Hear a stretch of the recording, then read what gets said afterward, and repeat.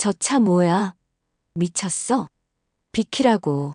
젠장, 이건 사고가 아니야. 노린 거야.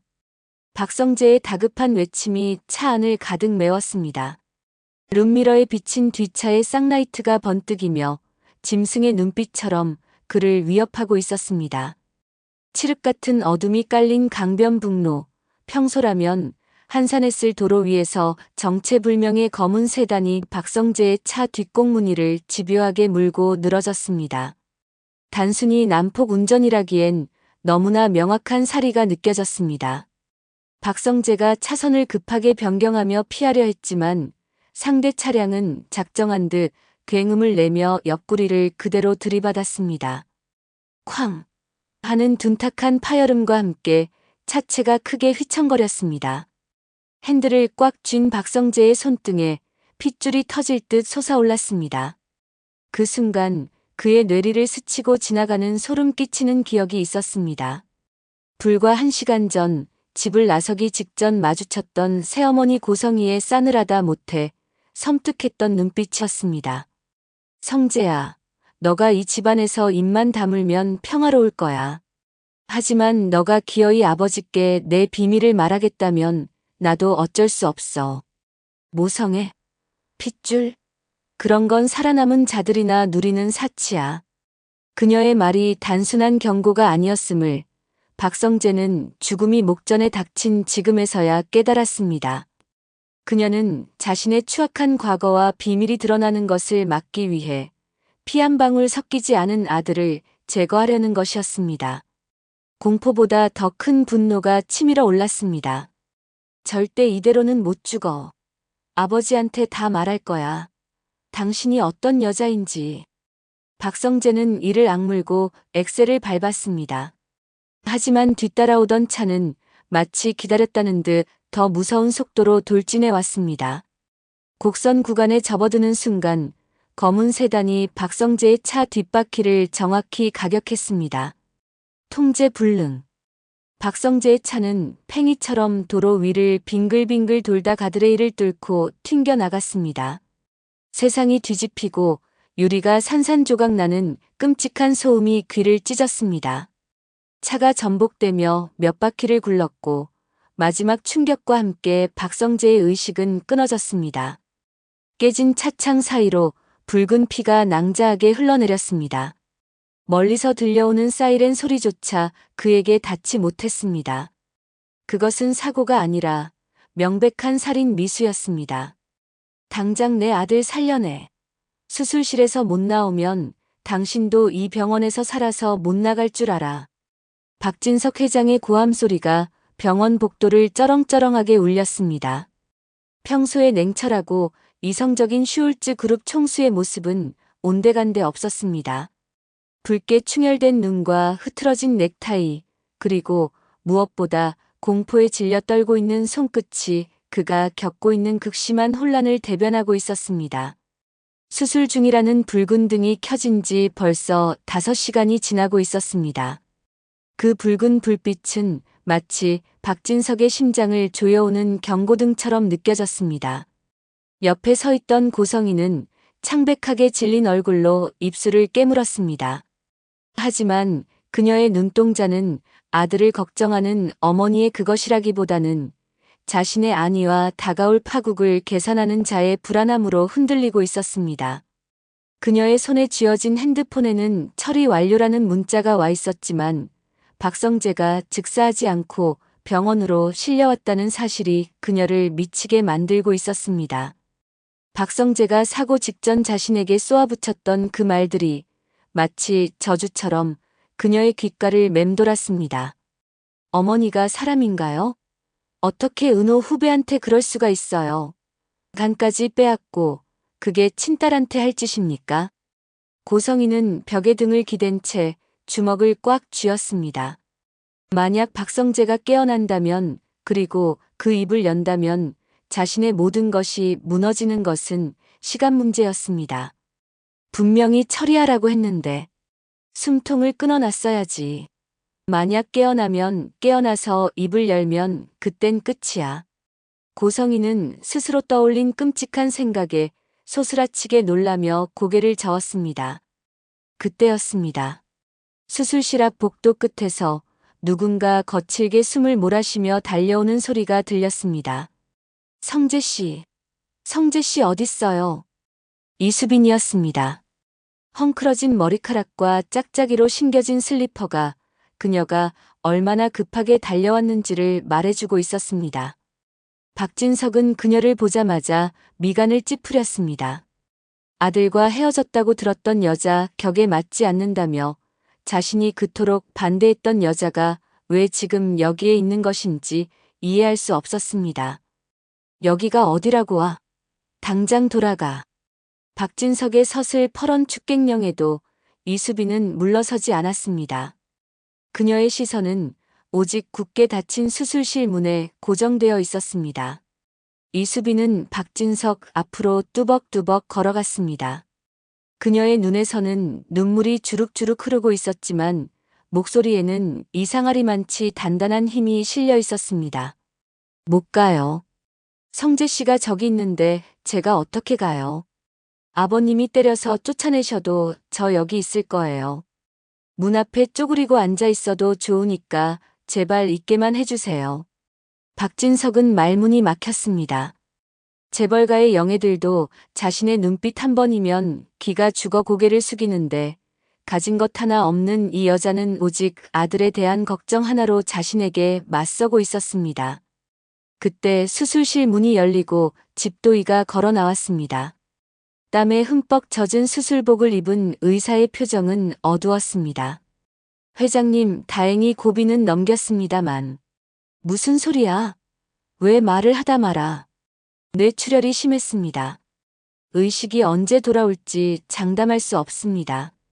어쩌면 영구적인 의식 불명 상태가 될 수도 있다는 점을 마음의 준비를 하셔야 합니다. 박진석의 다리가 휘청거렸습니다. 옆에 있던 비서가 황급히 그를 부축하지 않았다면 바닥으로 무너져 내렸을 것입니다.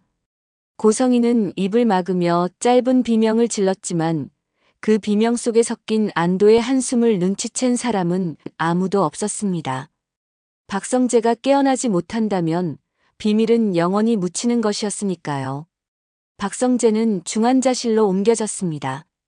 각종 튜브와 기계 장치들이 그의 몸을 뒤덮고 있었습니다. 규칙적으로 울리는 심박동 모니터 소리만이 이 차가운 방 안에 생명이 존재함을 알리는 유일한 신호였습니다. 면회는 제한적이었지만 박진석은 병원장에게 압력을 넣어 특별히 가족들의 상시 출입을 허가받았습니다. 그리고 놀랍게도 그 가족의 범주에 이수빈을 묵인했습니다. 그녀를 인정해서가 아니라 아들을 살릴 수만 있다면 지푸라기라도 잡고 싶은 심정 때문이었습니다. 매일 밤 이수빈은 박성재의 곁을 지켰습니다. 그녀는 박성재의 차가운 손을 자신의 두 손으로 감싸쥐고 끊임없이 말을 걸었습니다. 마치 그가 당장이라도 눈을 뜨고 대답해 줄 것이라고 믿는 사람처럼 말입니다. 성재 씨, 오늘 밖에는 눈이 왔어. 당신이 좋아하는 한방눈이었어. 우리 작년에 덕수궁 돌담길 걸을 때도 눈이 왔잖아. 그때 당신이 내 손 호호 불어주면서 뭐라고 했는지 기억나? 평생 내 손 시렵지 않게 해주겠다고 했잖아. 거짓말쟁이. 이렇게 차가운 손으로 누워있으면서 어떻게 내 손을 녹여주겠다는 거야. 이수빈의 눈물이 박성재의 손등 위로 떨어졌습니다. 문 밖에서 이 모습을 지켜보던 박진석은 가슴 한구석이 묵직해지는 것을 느꼈습니다. 돈을 보고 접근하는 여자라고 생각했습니다. 배경을 보고 달려드는 불나방 같은 여자라고 확신했습니다. 하지만 지금 저 여자는 식물인간이 될지도 모르는 남자 곁에서 자신의 인생을 저당 잡히고 있었습니다. 박진석은 비로소 자신이 틀렸을지도 모른다는 생각을 하기 시작했습니다. 일주일이 지나고 2주일이 지났습니다. 고성희는 병원에 오는 횟수가 점점 줄어들었습니다. 올 때마다 그녀는 형식적인 위로를 건네고는 시계를 쳐다보며 자리를 뜨기 바빴습니다. 반면 이수빈은 직장에 휴직계를 내고 아예 병원 근처 고시원을 잡아 생활하기 시작했습니다. 박성재의 수염을 깎아주고 굳어가는 근육을 마사지하고 귓가에 그들이 함께 들었던 음악을 들려주었습니다. 어느 날 새벽 박진석이 잠시 눈을 붙이러 들어간 사이 이수빈은 여느 때처럼 박성재의 얼굴을 수건으로 닦아주고 있었습니다. 오빠, 나 이제 너무 힘들다. 오빠가 없는 세상이 너무 무거워.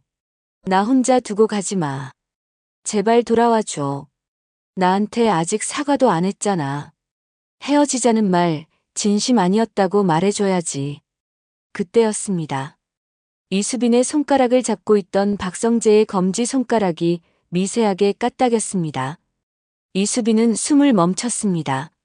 자신의 착각인가 싶어 다시 한번 손을 꽉 쥐었습니다. 오빠, 내 말 들려? 들리면 한 번만 더 움직여봐. 제발. 거짓말처럼 박성재의 손가락이 다시 한번 움직였습니다. 그리고 감겨있던 눈꺼풀이 파르르 떨리더니 아주 천천히 들어 올려졌습니다. 초점 없는 눈동자가 천장을 향했다가 이내 이수빈의 얼굴을 향해 느리게 돌아갔습니다.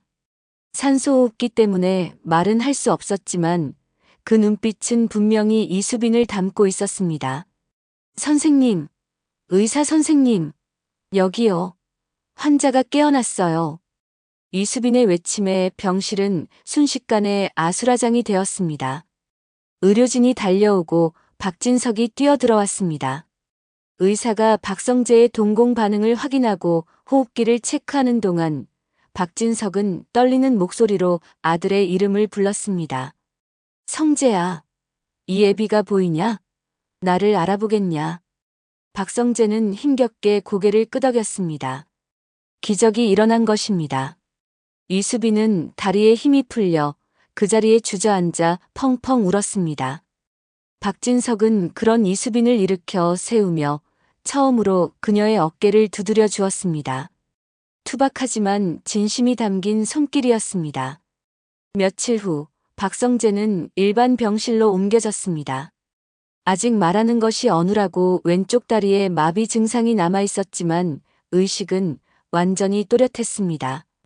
그리고 그는 더 이상 지체할 생각이 없었습니다. 고성이가 병실에 들어오자 박성재는 차갑게 가라앉은 눈으로 그녀를 응시했습니다. 병실에는 박진석과 박영나 그리고 이수빈이 함께 있었습니다. 몸은 좀 어떠니? 걱정 많이 했다.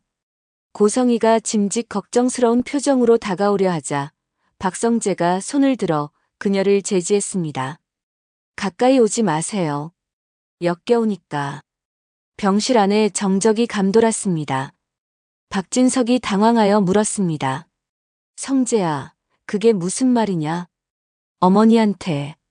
어머니요? 저 여자가 어머니라고요? 아버지, 저 여자는 어머니가 아니라 사기꾼입니다. 지난 시간 동안 우리 가족 모두를 속여온 아주 치밀한 연기자라고요. 그리고 아버지, 이 사고는 우연히 발생한 사고가 아니에요. 저를 죽음으로 노리고 발생한 살인 미수 사건입니다. 박성재의 시선이 고성희에게 꽂혔습니다. 고성희는 뒷걸음질 쳤습니다. 제가 집을 나서던 날 밤 뒤따라오던 차가 있었습니다. 그 차는 저를 죽이려고 작정하고 들이받았습니다. 가드레일로 밀어버릴 때 그 차의 라이트 불빛 뒤로 보였습니다. 저를 죽이려는 그 명확한 의도가요. 그리고 그 배후에 누가 있는지 저는 알 것 같습니다. 박성재가 손가락으로 고성희를 가리켰습니다.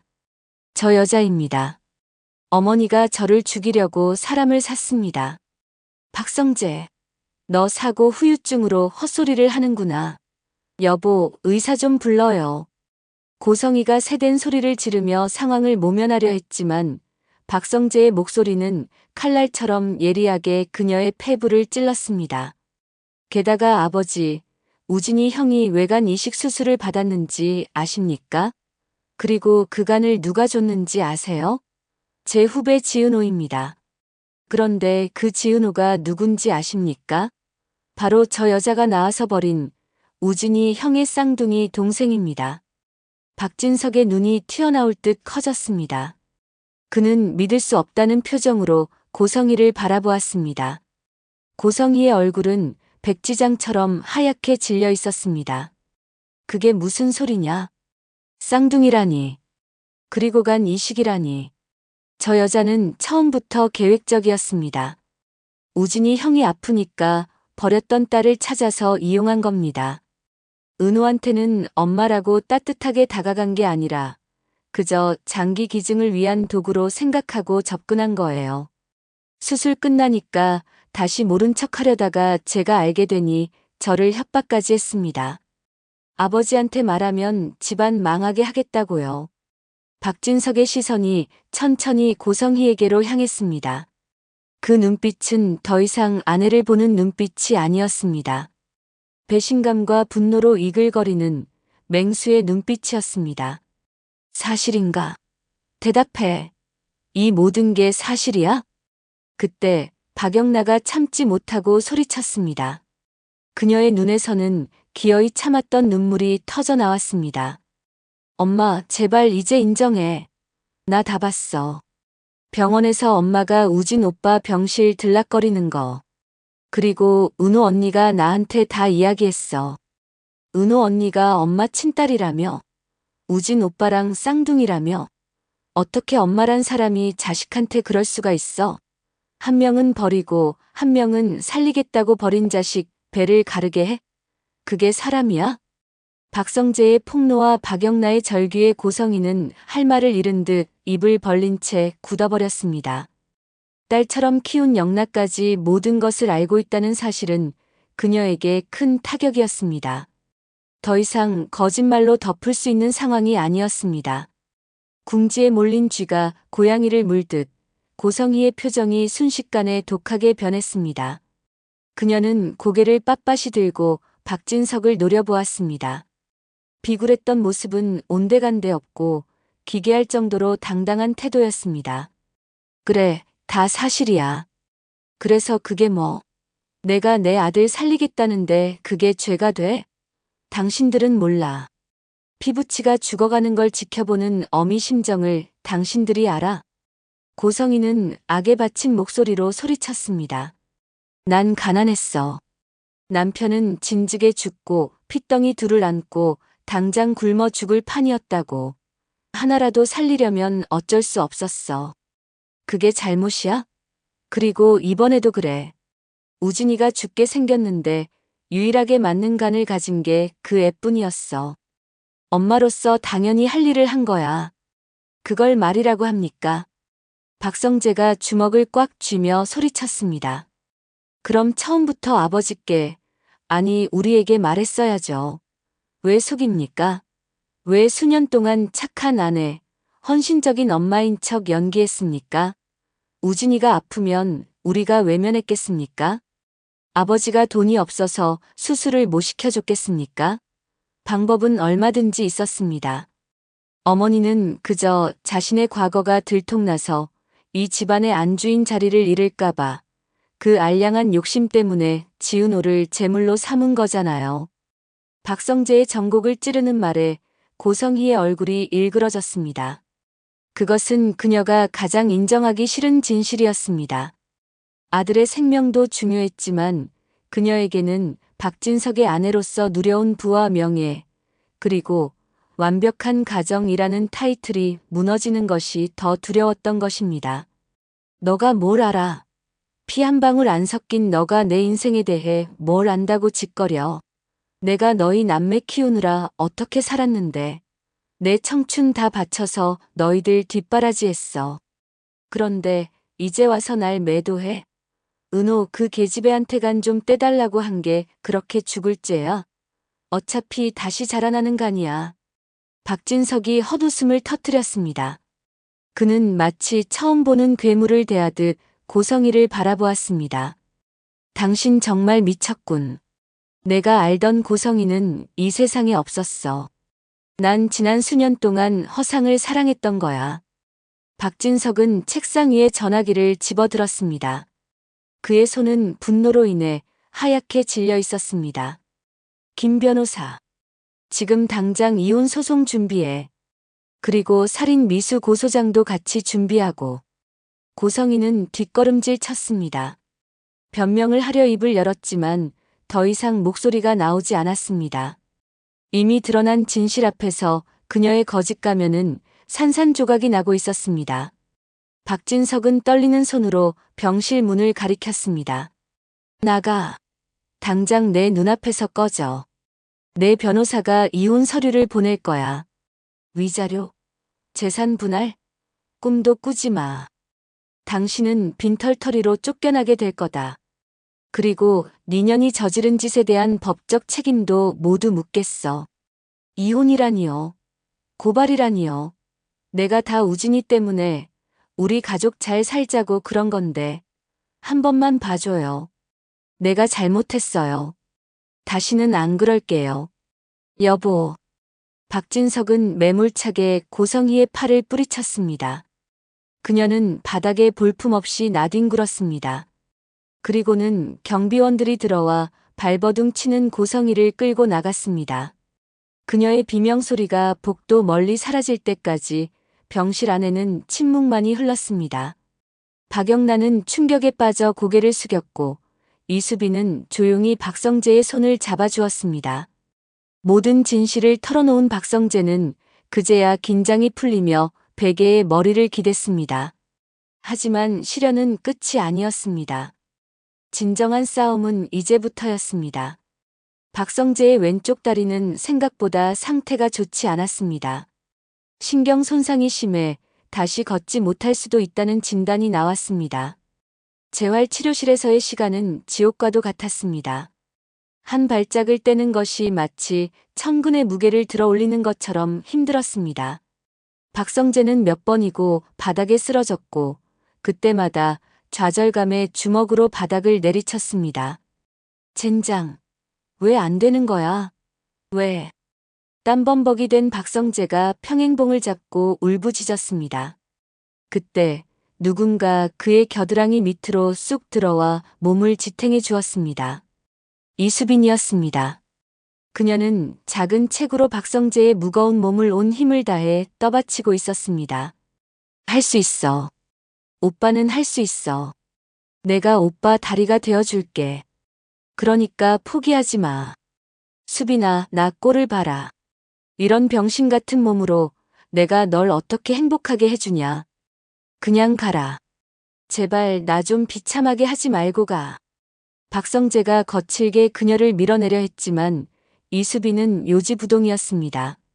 그녀는 오히려 박성재를 더 꽉 끌어안았습니다. 다리가 불편하면 휠체어 타면 돼. 휠체어도 힘들면 내가 업고 다니면 돼. 나한테 중요한 건 오빠가 걷냐 못 걷냐가 아니야. 내 옆에 살아있다는 거, 숨 쉬고 있다는 거, 그게 중요한 거야. 나 오빠 없으면 죽어. 그러니까 나 살리고 싶으면 일어나. 일어나서 걸어. 이수빈의 눈물 젖은 호소에 박성재의 눈시울도 붉어졌습니다. 그는 이수빈의 어깨에 고개를 묻고 소리 없이 흐느꼈습니다. 그날 이후 박성재의 재활 태도는 완전히 달라졌습니다. 그는 이를 악물고 훈련에 매진했습니다. 아침부터 밤까지 땀으로 옷이 흠뻑 젖을 정도로 걷고 또 걸었습니다. 이수빈은 항상 그 곁을 지켰습니다. 물을 떠다 주고 땀을 닦아주고 넘어지면 일으켜 세워주었습니다. 계절이 바뀌어 병원 정원에 개나리가 피어날 무렵 박성재는 마침내 보조기구 없이 혼자서 걸을 수 있게 되었습니다. 비록 약간 절뚝거림은 있었지만 두 발로 땅을 딛고 서는 기쁨은 말로 표현할 수 없었습니다.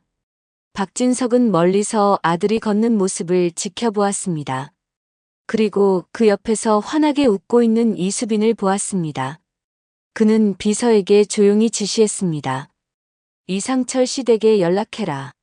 내가 찾아뵙고 정중히 드릴 말씀이 있다고. 박진석은 이수빈의 아버지인 이상철을 찾아가 무릎을 꿇었습니다. 대한민국 굴지의 그룹 회장이 작은 식당을 운영하는 서민 앞에서 무릎을 꿇은 것입니다. 제 아들을 살려주셔서 감사합니다. 그리고 제 어리석음을 용서해 주십시오. 따님을 저희 집안의 며느리로, 아니, 제 딸로 맞이하고 싶습니다. 이상철은 당황하여 박진석을 일으켜 세웠습니다. 진심은 통하는 법이었습니다. 두 아버지는 서로의 손을 맞잡으며 오랜 앙금을 털어냈습니다. 퇴원하는 날, 박성재는 이수빈을 병원 옥상 정원으로 데려갔습니다. 봄바람이 살랑거리는 그곳에서 박성재는 주머니에서 작은 벨벳 상자를 꺼냈습니다. 수빈아. 응? 왜 그래, 갑자기 분위기 잡고. 박성재는 불편한 다리를 굽혀 한쪽 무릎을 꿇었습니다. 이수빈의 눈이 휘둥그레졌습니다. 나 부족한 놈이야. 몸도 예전 같지 않고 우리 집안 복잡한 거 너도 다 봤잖아. 그래도 염치불구하고 말할게. 너 없이는 단 하루도 살 수가 없어. 너가 내 목숨이고 너가 내 전부야. 나랑 결혼해 줄래? 상자 안에는 심플하지만 영롱하게 빛나는 다이아몬드 반지가 들어 있었습니다. 이수빈은 입을 틀어막고 고개를 끄덕였습니다. 눈물이 앞을 가려 말이 나오지 않았습니다. 응, 당연하지. 100번이고 1000번이고 할게. 박성재는 이수빈의 손가락에 반지를 끼워주고 일어서서 그녀를 깊이 안아주었습니다. 옥상 위로 쏟아지는 햇살이 두 사람을 축복하듯 감싸 안았습니다. 몇 달 후 성대하게 열린 결혼식장. 박성재는 턱시도를 입고 버진로드 끝에 서 있었습니다. 문이 열리고 웨딩드레스를 입은 이수빈이 아버지 이상철의 손을 잡고 들어왔습니다. 하객석에는 지은호와 한우진이 나란히 앉아 박수를 치고 있었습니다. 비록 늦게 알게 된 남매였지만 그들의 표정은 그 어느 때보다 밝아 보였습니다. 그리고 그 옆에는 이지혁이 흐뭇한 미소로 그들을 바라보고 있었습니다. 박성재는 다가오는 이수빈을 보며 생각했습니다. 차가운 겨울바람 같았던 시련들이 지나고 이제 그들에게 진정한 봄이 왔음을, 화려한 거칠애가 아닌 서로를 향한 진심만이 가득한 진짜 화려한 날들이 시작되고 있음을 말입니다. 주례사가 끝나고 박성재와 이수빈이 마주 보았습니다. 사랑해, 이수빈. 내 생명이 다하는 날까지. 나도 사랑해, 박성재. 영원히. 두 사람의 입맞춤과 함께 수많은 꽃잎이 허공에 흩날렸습니다. 그것은 길고 긴 고통의 터널을 지나온 연인들에게 바치는 가장 아름다운 찬사였습니다. 주인공들의 시련과 극복, 그리고 진정한 사랑의 의미를 되새겨보는 시간이 되셨기를 바랍니다. 여러분의 일상에도 늘 화려한 날들만 가득하시기를 기원합니다. 오늘의 이야기 어떠셨나요? 구독과 좋아요는 사랑입니다. 영상 제작에 큰 힘이 됩니다. 감사합니다.